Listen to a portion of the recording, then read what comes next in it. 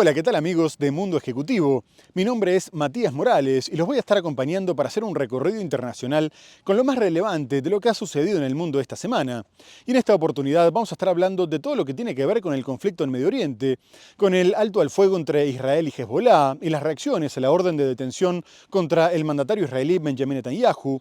Vamos a abordar otras cuestiones como la guerra en Ucrania y la tensión por los ataques a Rusia con misiles de Estados Unidos y el Reino Unido, de la cancelación de los juicios contra Donald Trump, de las elecciones en Uruguay y mucho más. Así que ya mismo nos ponemos en marcha con el programa. Acompáñennos. División en el mundo ante las órdenes de captura de líderes israelíes y un líder de Hamás. El ejército israelí anunció el viernes haber matado en Gaza a 5 milicianos de Hamás. Israel aprobó un acuerdo de cese el fuego con Hezbollah en Líbano. El presidente de Rusia, Vladimir Putin, afirmó el jueves que el conflicto en Ucrania tiene ya visos de guerra mundial. Informes, Ucrania está perdiendo terreno en la provincia rusa de Kursk. La COP29 llegó en la madrugada del domingo a un acuerdo sobre la financiación climática entre los países ricos y los países en desarrollo. Irán anunció el domingo que sostendrá conversaciones esta semana sobre su programa nuclear con Francia. El excongresista de Florida, Matt Gaetz, se ha retirado como candidato del presidente electo Donald Trump para fiscal general. La Fiscalía de Venezuela abrió el viernes una nueva investigación contra la líder opositora María Corina Machado. La policía brasileña recomendó el jueves inculpar al expresidente de extrema derecha Jair Bolsonaro por tentativa de golpe de Estado. Yamandu Orsi, ganador de las elecciones presidenciales en Uruguay, será el encargado de devolver a la izquierda al poder en el país sudamericano. Y vamos a comenzar el programa hablando del conflicto en Medio Oriente. La decisión de la Corte Penal Internacional de ordenar la detención contra el primer ministro israelí Benjamin Netanyahu generó una gran controversia a nivel mundial y las reacciones continuaron con el correr de los días, tanto a favor como en contra. El tribunal apuntó contra el mandatario y su ex ministro de Defensa, Yoav Gallant, por crímenes de guerra y contra la humanidad, como asesinato, persecución y otros actos inhumanos contra civiles. La Corte analizó por casi 6 meses el pedido del fiscal general Karim Khan en medio de fuertes presiones de Estados Unidos e Israel, que incluyeron una denuncia anónima por acoso sexual contra el fiscal. Además, un alto cargo de Washington le había dicho al tribunal que se había creado para actuar contra países tercermundistas y matones como Putin, y no contra aliados de Occidente. Y 12 líderes republicanos amenazaron con duras sanciones. Por otra parte, la Corte también acusó al jefe del ala militar de Hamás, Mohammed Deif, por crímenes de lesa humanidad. Más tarde, Netanyahu acusó a la Corte de antisemitismo y de intentar impedirle defender su país. A su vez, el presidente estadounidense Joe Biden dijo que había sido escandaloso y su vocera, Karine Jean-Pierre, sostuvo que el tribunal no tenía jurisdicción y que el proceso estuvo cargado de errores. Asimismo, el primer ministro húngaro, Viktor Orbán, comunicó que iba a invitar a Netanyahu como forma de protesta. Y por el otro lado, Irán consideró el dictamen como la muerte política del régimen sionista, y el alto representante de la Unión Europea para la Política Exterior, Josep Borrell, dijo que la decisión no había sido política porque también se apuntó contra Hamás, y llamó a respetarla, al igual que países como España y Colombia, y organizaciones como Human Rights Watch y Amnistía Internacional. División en el mundo ante las órdenes de captura de líderes israelíes y un líder de Hamás. Estados Unidos rechazó el pedido de la Corte Penal Internacional, con sede en La Haya, contra el primer ministro israelí Benjamin Netanyahu y su exministro de Defensa Yoav Gallant. Rechazamos fundamentalmente la decisión del tribunal de dictar órdenes de detención contra altos funcionarios de Israel. Seguimos profundamente preocupados por la precipitación del fiscal al solicitar órdenes de detención y por los preocupantes errores del proceso que condujeron a esta decisión. Estados Unidos ha dejado muy claro que la CPI no tiene jurisdicción sobre este asunto. El presidente estadounidense Joe Biden tachó de escandalosa la orden de detención de la Corte Penal Internacional. Por su parte, Netanyahu denunció la decisión como antisemita. Esta es una medida antisemita que tiene una meta: impedirnos de ejercer nuestro derecho natural a defendernos contra nuestros enemigos que se levantaron contra nosotros para destruirnos.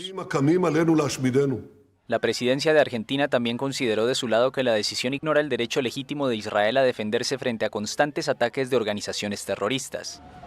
Pero en la Unión Europea la reacción fue opuesta y consideró que la decisión no es política y que también pide la detención del jefe militar de Hamás, Mohammed Deif. It is not a political decision.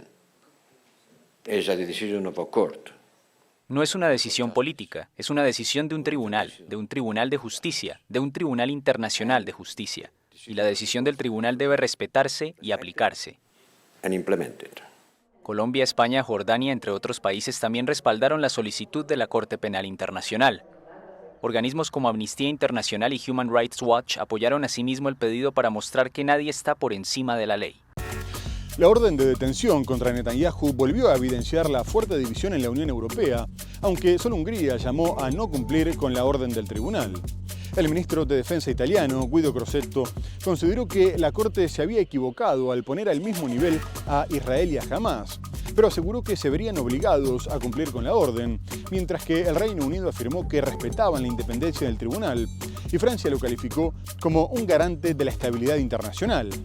Además, agregó que siempre habían advertido contra el incumplimiento del derecho internacional humanitario.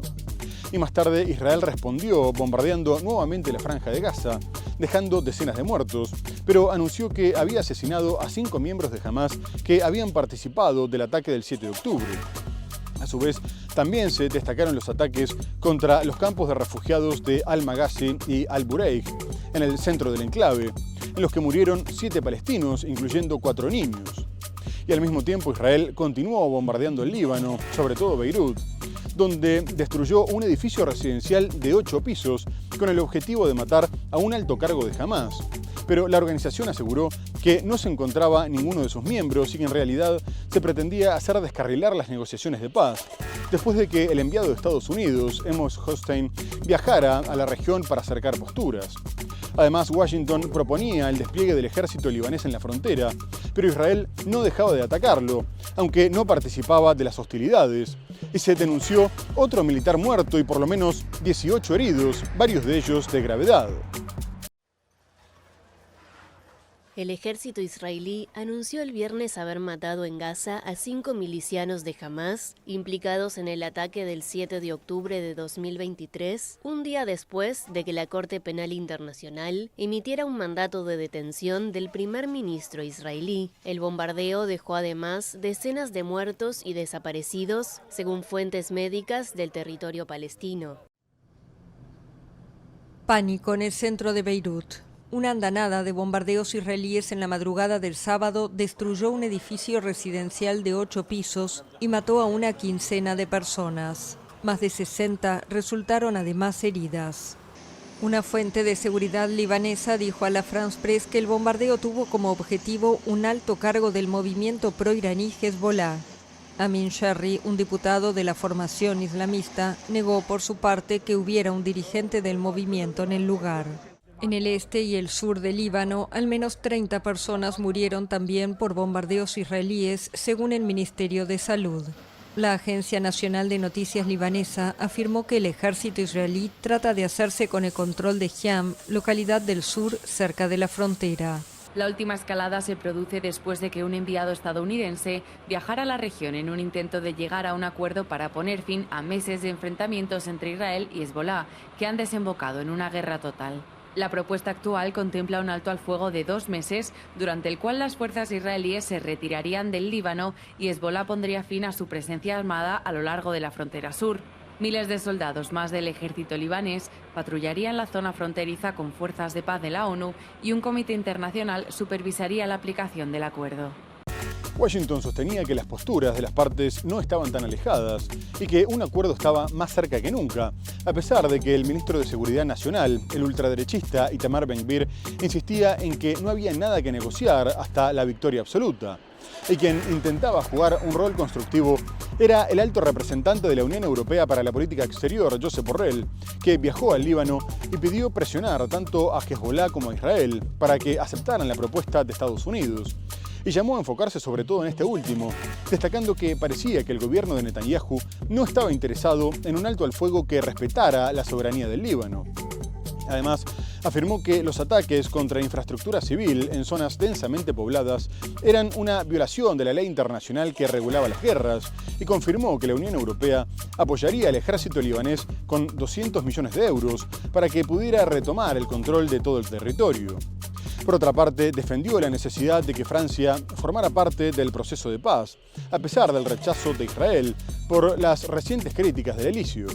Mientras tanto, aumentaba la presión sobre Netanyahu, que parece cada vez más solo, y ahora apuntó contra los mandos militares de su propio ejército, afirmando que le habían escondido información que beneficiaría a Hamás, lo que calificó de traición. El primer ministro dijo además que las autoridades castrenses y los jefes de los servicios de seguridad habían atacado injustamente a uno de sus asesores, que fue acusado de filtrar información clasificada. Y todo esto en medio de la continuidad de las multitudinarias protestas en todo el país, que reclamaban un alto al fuego que permitiera liberar a los rehenes. El jefe de la diplomacia europea, Josep Borrell, urgió el domingo en Beirut a alcanzar un alto el fuego inmediato entre Israel y Hezbolá en Líbano. Borrell se reunió con el presidente del Parlamento libanés, Nabi Berri, y el primer ministro Najib Mikati. We see only a possible way ahead. Solo vemos un camino posible, un alto el fuego inmediato y la plena aplicación de la Resolución 1701 del Consejo de Seguridad de las Naciones Unidas, un alto el fuego inmediato y simultáneo de todas las partes. Immediate and simultaneous ceasefire by all parties. La resolución de la ONU puso fin a la anterior guerra entre Israel y Hezbolá en 2006 y estipula que solo el ejército libanés y los cascos azules de la ONU pueden estar en la frontera sur del Líbano, lo que implica la retirada del grupo chiita y de los soldados israelíes de la zona. We must pressure the Israeli government and maintain the pressure in Hezbollah. Debemos presionar al gobierno israelí y mantener la presión sobre Hezbolá para que acepte la propuesta estadounidense de alto el fuego. Esta propuesta está pendiente de un acuerdo final con el gobierno de Israel. Ha sido un ataque verbal sin precedentes por parte de un primer ministro israelí. En medio de una guerra en múltiples frentes, Benjamín Netanyahu apuntó directamente a las Fuerzas Armadas del país. En un video de 9 minutos publicado en las redes sociales, afirmó que tanto él como el Estado habían sido traicionados por los jefes del ejército y de los servicios de seguridad, alegando que habían ocultado información sobre la estrategia de Hamás y atacado injustamente a un asesor de Netanyahu, acusado a principios de esta semana de filtrar información clasificada con la intención de perjudicar la seguridad del Estado. Y la presión finalmente dio resultados, dado que Israel terminó aceptando las condiciones propuestas por Estados Unidos para un alto al fuego con Hezbolá, pausando su frente norte por lo menos por 60 días, pero dejando activas las operaciones contra Hamás en Gaza. Con este acuerdo, tanto Israel como Hezbolá tendrían que retirarse de la frontera, lo que permitiría el retorno de los evacuados a ambos lados, mientras que el gobierno libanés se comprometió a no permitir el rearme de la organización islamista. No obstante, Netanyahu intentó justificarse ante sus socios extrema derecha, contrarios a cualquier tipo de acuerdo, y advirtió que la duración del alto el fuego dependía de que se respetaran las condiciones, ya que Washington les había dado plena libertad de acción militar para volver a atacar si Hezbolá trataba de rearmarse, si disparaba un cohete o si cavaba un túnel, por lo que se asegura que la paz es muy frágil. Además, afirmó que esto les permitía centrarse en la amenaza iraní y que las tropas descansaran y repusieran armas, aprovechando para criticar los retrasos en las entregas por parte de Estados Unidos. Por último, destacó que con Hezbolá fuera de escena, Hamás se quedaba todavía más solo. A su vez, Estados Unidos estará a cargo de la supervisión del tratado junto al Reino Unido, Alemania y Francia, que finalmente fue incluida en el proceso. Por su parte, el presidente estadounidense Joe Biden celebró el alto el fuego, declarando que esperaba que fuera el preludio para la paz en Gaza, que dijo que podría llegar antes de que terminara su gobierno. Además, afirmó que el acuerdo estaba diseñado para un cese permanente de las hostilidades y pidió por un Estado palestino.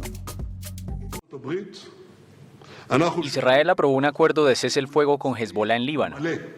La tregua impulsada por Estados Unidos y Francia deberá poner fin a más de un año de disparos transfronterizos y 2 meses de guerra abierta entre Israel y la poderosa formación libanesa, armada y respaldada por Irán. El primer ministro israelí Benjamín Netanyahu afirmó que su gobierno podrá así concentrarse en las tensiones con Irán y en la guerra con Hamás en Gaza, pero le hizo una advertencia al movimiento islamista libanés. Si Hezbolá viola el acuerdo e intenta rearmarse, atacaremos. Si intentan reanudar sus actividades terroristas cerca de la frontera, atacaremos. Si lanzan un cohete, cavan un túnel o introducen un camión con misiles, atacaremos. Según la oficina del primer ministro, Netanyahu habló por teléfono con el presidente estadounidense Joe Biden y le agradeció su implicación para alcanzar el acuerdo. Biden a su vez celebró la buena noticia e indicó que la tregua empieza a regir en la madrugada del miércoles, al día siguiente de violentos bombardeos israelíes en Beirut, la capital. El mandatario estadounidense se refirió también al conflicto en Gaza, donde Israel combate al movimiento islamista palestino Hamás.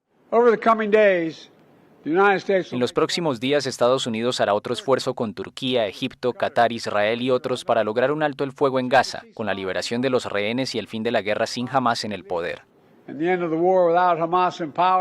Biden recalcó que la única opción que tiene Hamás es la de liberar a los rehenes, incluidos los ciudadanos estadounidenses que tienen en su poder, y reiteró que Israel tiene el derecho de defenderse si Hezbollah o cualquier otro movimiento rompe el acuerdo de alto el fuego que entrará en vigor en Líbano. Y ahora quisiera dejar de lado el conflicto en Medio Oriente para ir a Europa. La guerra en Ucrania está a punto de convertirse en una guerra mundial, después de que Estados Unidos y el Reino Unido levantaran las restricciones para que se atacara con sus misiles de largo alcance cualquier punto de Rusia. El Kremlin había advertido que este paso sería considerado como el involucramiento directo de la OTAN en el conflicto, ya que los sistemas no pueden ser disparados sin la participación de tropas de Estados Unidos en el caso de los ATACMS y británicas en el de los Storm Shadow. Y después de que Ucrania atacara Briansk con estas armas, el mandatario ruso Vladimir Putin dijo que ahora tenía derecho de apuntar directamente contra los aliados y que no descartaba atacar a los países que habían suministrado armas a Kiev, agregando que el conflicto ya estaba adquiriendo tintes globales. Una consideración que también hizo el ministro de Defensa alemán Boris Pistorius, que advirtió sobre los peligros de una tercera guerra mundial. Occidente todavía no mostró pruebas del supuesto despliegue en Kursk de tropas norcoreanas, pero esto ya hizo que Corea del Sur se dispusiera a enviar armas a Ucrania. Y ahora se denunció que Rusia había tomado una gran cantidad de mercenarios de Yemen, aunque tampoco se mostraron pruebas. A su vez, Francia y el Reino Unido volvieron a discutir la posibilidad de enviar tropas a combatir directamente contra Rusia, o por lo menos facilitar la llegada de mercenarios de sus países, aunque ya hay una gran cantidad, sobre todo en Kursk. Las potencias europeas están intentando responder al próximo gobierno de Donald Trump, que podría dejar de ayudar a Ucrania, mientras algunos especialistas advierten que podría colapsar si Rusia continúa avanzando al ritmo actual. El presidente de Rusia, Vladimir Putin, afirmó el jueves que el conflicto en Ucrania tiene ya visos de guerra mundial.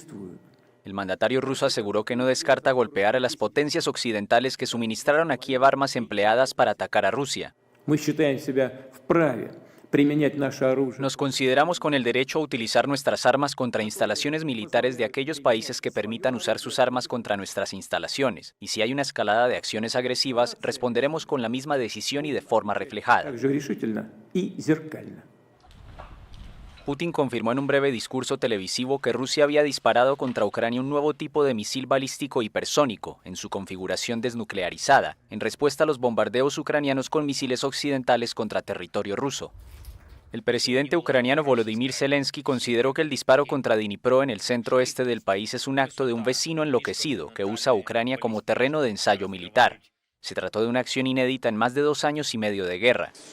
El portavoz del Kremlin, Dmitry Peskov, aseguró que Rusia avisó a Estados Unidos con una antelación de 30 minutos sobre su intención de disparar un misil hipersónico. Puedo confirmar que Rusia lanzó un misil balístico experimental de alcance intermedio. Este IRBM estaba basado en el modelo de misil balístico intercontinental RS-26 Rubes de Rusia. La Casa Blanca señaló a Rusia de ser responsable de empezar la guerra en Ucrania y de intensificar su agresión al territorio soberano de ese país. Putin declaró además que su país está preparado para cualquier escenario, incluso para usar armas nucleares, tanto frente a Ucrania como frente a las potencias occidentales. Y como veíamos en el informe, Rusia respondió a los ataques con ATACMS y Storm Shadow lanzando un nuevo misil hipersónico de medio alcance que impactó en la ciudad de Dnipro. Washington y Moscú habían acordado destruir este tipo de armamento en 1987 con la firma del Tratado de Fuerzas Nucleares de Alcance Intermedio, que fue un gran paso hacia los siguientes acuerdos de desarme. No obstante, Estados Unidos se retiró del tratado en el 2019, lo que terminó siendo un grave error, ya que Rusia respondió tomando la misma decisión al día siguiente y ahora es el único país que tiene este tipo de armamento. el misil destruyó una fábrica militar, pero más allá del objetivo, lo importante fue que la prueba fue un éxito, demostrando que tenía esta capacidad y que el misil contaba con una gran precisión. Poco después, Putin felicitó a los creadores del misil, que tiene capacidad para aportar armas nucleares y es imposible de interceptar, y pidió que se diera comienzo a su producción en serie, porque permitía garantizar la integridad territorial y la soberanía de Rusia. A su vez, Ucrania aumentó los llamados a sus aliados para que se involucraran y dieran comienzo a la Tercera Guerra Mundial, sabiendo que no podría responder a este tipo de misil, y convocó a una reunión urgente con la OTAN en un intento de analizar una respuesta conjunta. Por su parte, el vocero de la alianza, Farhad Aklala, dijo que el misil no iba a cambiar la voluntad de ayudar a Ucrania ni modificaría el curso de la guerra, pero se evidenció una gran preocupación. El presidente ruso Vladimir Putin ordenó el viernes iniciar la producción en serie del misil hipersónico Oreshnik, después de que el ejército ruso lo usara para bombardear la ciudad ucraniana de Dnipro. En una reunión televisada con altos mandos militares, Putin añadió que seguirán haciendo pruebas con ese misil. La prueba fue un éxito, los felicito por eso, y como ya se ha dicho, continuaremos con estas pruebas, incluso en condiciones de combate, dependiendo de la situación y de la naturaleza de las amenazas a la seguridad de Rusia.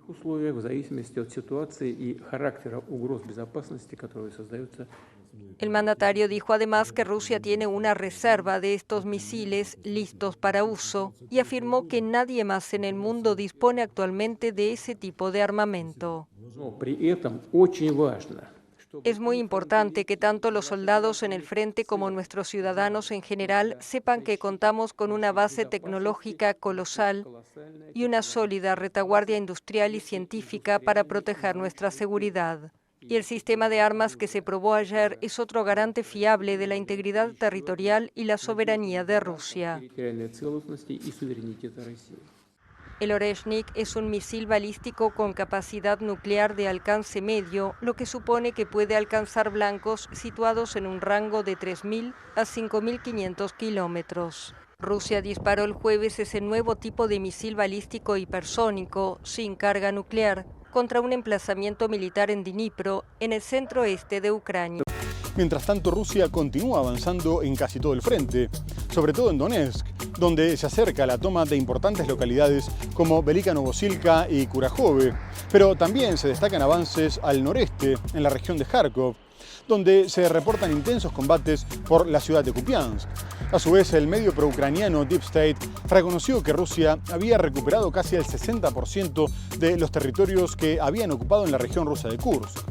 Los avances son tan importantes que el presidente ucraniano Volodymyr Zelensky considera que el objetivo de Rusia es expulsarlos de Kursk y de Donetsk antes de la asunción de Donald Trump el 20 de enero y reconoce que la situación es muy difícil. Además, dijo que los ataques sobre infraestructura portuaria ponían en riesgo las exportaciones de cereales, ya que desde el pasado julio 321 instalaciones habían resultado dañadas en Odessa. Y ante la necesidad de ralentizar el avance ruso, Estados Unidos aprobó el envío de minas antipersona, lo que generó una gran polémica, ya que se sabe que más del 80% de las víctimas de estas armas son civiles.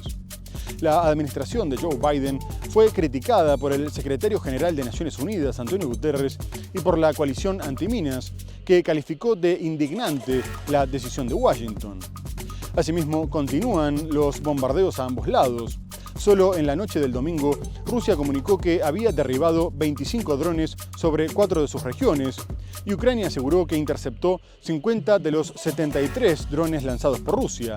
Por último, Rusia mostró imágenes de un ex soldado británico capturado en Kursk, afirmando que luchar con Ucrania había sido una idea estúpida. El joven de 22 años es el 7º británico capturado por Rusia. Según varios informes, Ucrania está perdiendo terreno en la provincia rusa de Kursk y un alto funcionario militar ucraniano afirma que se ha perdido más del 40% de las tierras conquistadas. Rusia desplegó decenas de miles de tropas en Kursk después de que las fuerzas de Kiev lanzasen su incursión, sorprendiendo a Moscú 2 años y medio después de su invasión a gran escala de Ucrania. El presidente ucraniano Volodymyr Zelensky dijo que el objetivo del presidente ruso Vladimir Putin era expulsar a las tropas de Kiev antes del 20 de enero del próximo año. Las autoridades rusas han publicado imágenes de los residentes de Kursk que regresan a la zona y las fuentes oficiales ucranianas dicen que más de 120.000 civiles fueron evacuados después de la incursión de Ucrania en la región en agosto. Además, Zelensky afirma que hay hasta 11.000 tropas norcoreanas en la zona. La semana pasada se produjo la escalada de hostilidades más significativa que Ucrania haya presenciado y marca un nuevo capítulo en la guerra de casi 3 años, uno de ellos teñido de incertidumbre y miedo. El presidente de Ucrania, Volodymyr Zelensky, ha declarado que 321 instalaciones portuarias han resultado dañadas por los ataques rusos desde el pasado mes de julio, lo que ha suscitado dudas sobre la eficacia con la que puede transportar su grano. En Rusia, el gobernador de Kursk informó en su canal de Telegram que las defensas aéreas destruyeron 7 misiles ucranianos durante la noche del domingo sobre la región. Rusia aseguró haber capturado a un mercenario británico que identificó como James Scott Rice, que estaba luchando con el ejército ucraniano en la región rusa de Kursk. Y la tensión entre Rusia y la OTAN continúa condicionando los procesos electorales de Europa del Este. Y cada vez se nota más el cansancio al apoyo a Ucrania y el miedo de que las potencias occidentales los terminen arrastrando a una guerra mundial. Eslovaquia fue de los primeros en elegir un gobierno que pedía la vuelta a la neutralidad, adoptando una postura parecida a la del mandatario húngaro Viktor Orbán, por lo que fue catalogado de prorruso. Moldavia reveló en las últimas elecciones que está dividida a la mitad entre quienes pretenden unirse a la Unión Europea y quienes prefieren acercarse a Moscú. En Georgia ganó un partido que llamaba a evitar la ucranización, advirtiendo que la confrontación con Rusia los podría llevar a la guerra y a la destrucción. Y ahora el conflicto repercutió en las elecciones rumanas. Ningún candidato tenía posibilidades reales de ganar en la primera vuelta, pero se esperaba que pasaran al balotaje el primer ministro socialdemócrata Marcel Ciolacu y la derechista Elena Lasconi. No obstante, el mandatario terminó quedándose afuera por 700 votos de diferencia y en el primer puesto quedó el prorruso Kalin Georgescu, que aparecía muy lejos en las encuestas y sorprendió con un discurso ultraconservador y religioso, en el que además promovía la neutralidad como condición necesaria para la estabilidad social y económica. Y tras conocer los resultados, Georgescu consideró que su victoria había sido un pedido de paz.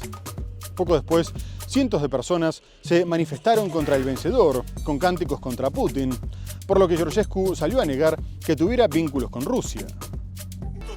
Una campaña feroz en TikTok ha sido clave para él, para captar el voto joven. Su nombre, Kalin Georgescu. Las encuestas no le daban más de un 5% en el conteo de papeletas, pero ha cuadruplicado las expectativas. Detrás hay un discurso proteccionista, de ultraderecha, religioso y prorruso, en un país que comparte cientos de kilómetros con Ucrania. El pueblo rumano ha pedido paz y lo ha pedido alto, ha dicho nada más conocer su victoria. Su cercanía a figuras como Putin o Viktor Orbán encaja con sus críticas a la OTAN. Nu există est sau vest, există doar România și pacea poporului nostru. Stabilitatea noastră economică și socială vine dintr-o neutralitate absolut necesară. En segunda vuelta, el 8 de diciembre, se verá las caras con la actual líder de la oposición y candidata de centro-derecha, Elena Lasconi. Ahora mismo le separan 4 puntos. Su impulso ha sido el voto extranjero y ha remontado ante el todavía primer ministro Marcel Ciolacu. Los rumanos han demostrado que no quieren un gobierno socialdemócrata. Ha sido una moción de no confianza, celebra. El propio Ciolacu ha sido el gran perdedor en las urnas. En el poder desde el año pasado, era el favorito este domingo y ni siquiera tendrá opción de luchar en la votación final. Por encima de los resultados están los rumanos, independientemente de sus elecciones políticas, se resigna. Entre los retos del que salga elegido estarán la gestión de la guerra en el país vecino o tratar de contener la inflación. Rumanía es el país más pobre de la Unión Europea y desde hoy otro más que podría completar el giro a la ultraderecha. Muy bien amigos, tenemos que hacer una breve pausa comercial y enseguida regresamos para hablar de la cancelación de los juicios contra Donald Trump, de las elecciones en Uruguay y mucho más. No se vayan, ya volvemos.